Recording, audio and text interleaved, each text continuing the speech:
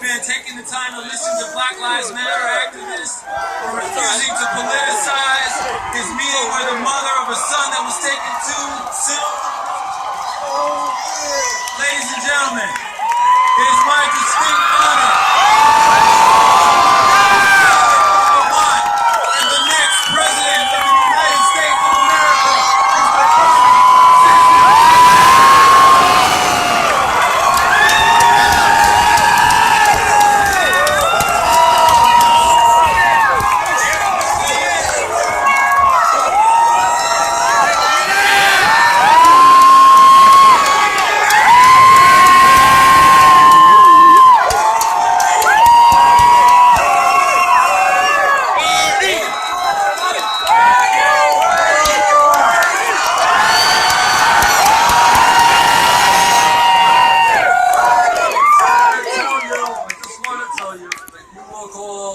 very beautiful from up here.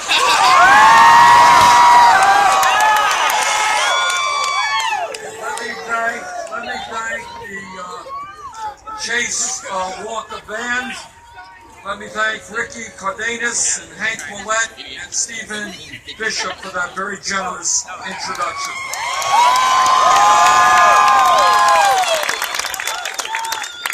Let me, when you watch TV, they tell you about action news, right? So let me give you a little bit of action news. Last night, we challenged Donald Trump very,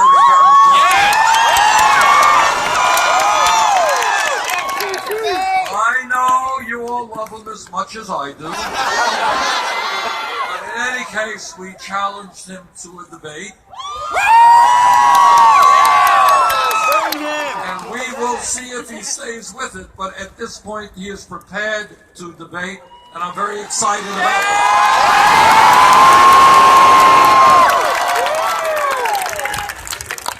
So if you don't tell them, you're not going to tell them, right?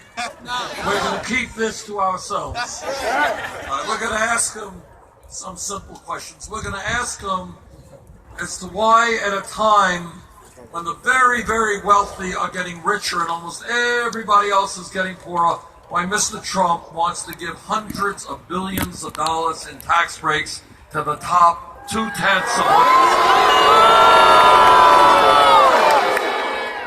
at a time when the federal minimum wage is a starvation wage of $7.25 an hour. We're going to ask him why he is not interested in raising that minimum wage to a living wage.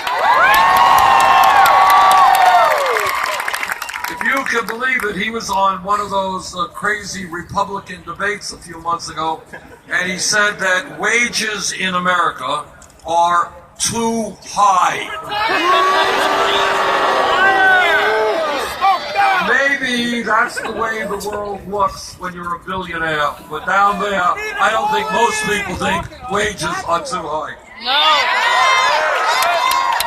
And I think we'll ask Mr. Trump why he thinks, despite what virtually every scientist who has studied the issue believes, why he believes that climate change is a hoax.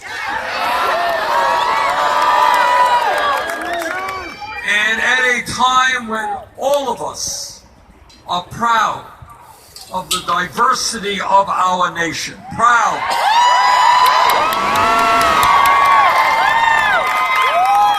that when we are black or white or Latino or Asian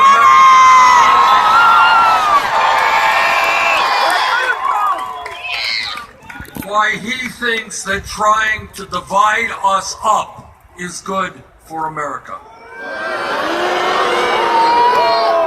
We're going to ask him why he thinks it is appropriate for a candidate for President of the United States to insult Mexicans and Latinos, to insult Muslims and women, to insult veterans and John McCain, to insult African Americans. I want you all to remember in that regard that not so many years ago, before he was a candidate, he was involved in that so-called birther movement. You all remember what that was?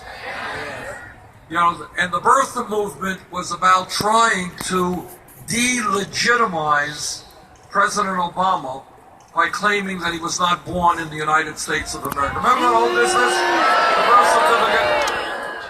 That was a very ugly effort to try to delegitimize the presidency of the first African-American president in our history. Not acceptable. Now that was one piece of action news. You ready for another piece of action news? When we began this campaign about 12 months ago, longer than that, there was a poll that came out way back when, which had us something like 50 points behind here in California. Well, a poll came out yesterday having us 2 points down.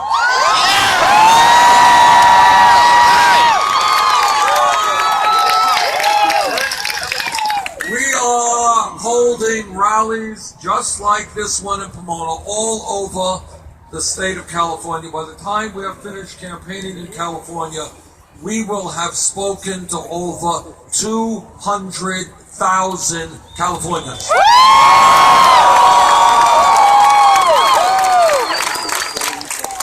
And I believe that on election day here, on June 7th, that work is going to translate into a major, major victory.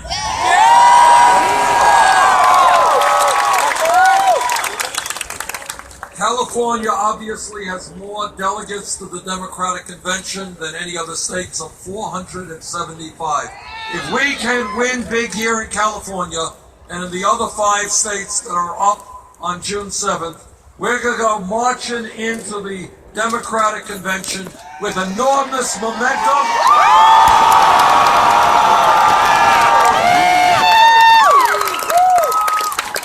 And I believe we're going to go marching out with the Democratic nomination.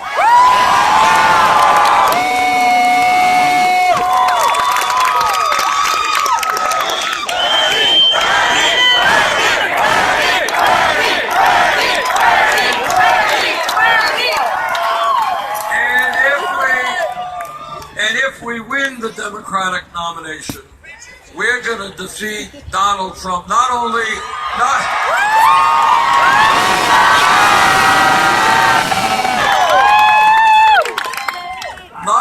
are we going to defeat him, we're going to defeat him very badly.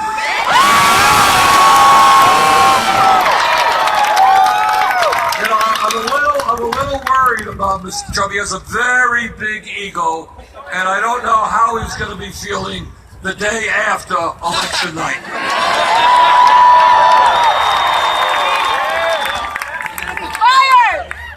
But the reason that we are going to defeat him is that virtually every national poll and every state poll that has been done in the last several months has us defeating Trump, and often by very, very big numbers. And in every poll, virtually every poll, we do better against Trump than does Secretary Clinton.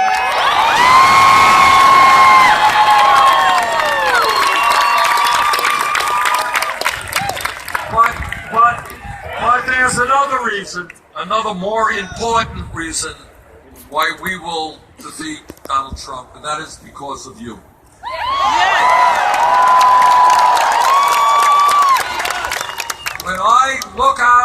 When I look at this crowd here, this audience here, I see beautiful people who want to transform America.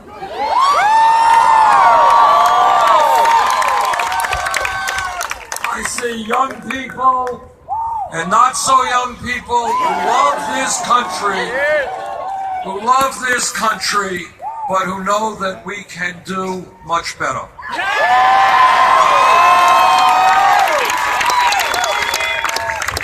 I see young people here who know that you are the future of America.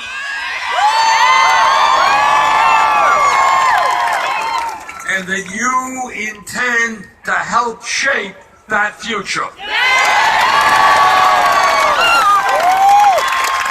that wonderful thing. We are fighting in this campaign against a corrupt campaign finance system that allows billionaires to buy elections.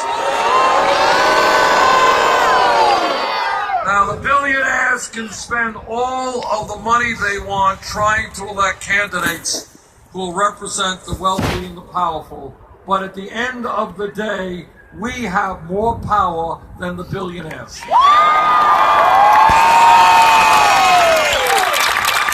Because when we stand together and we fight for each other, and we fight for a government that works for all of us, not just the 1%, there's nothing we cannot accomplish.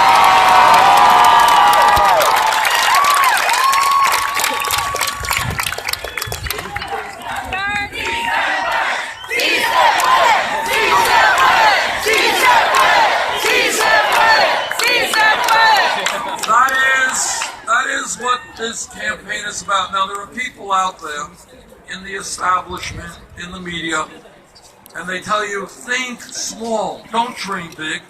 Think small. But all of us know what the potential of our country is. Now, for a start, we are going to end a corrupt campaign finance system. Because we don't think the billionaires should be able to buy elections. We think ordinary Americans should make that decision. And that is why we are going to overturn this disastrous Supreme Court decision on Citizens United.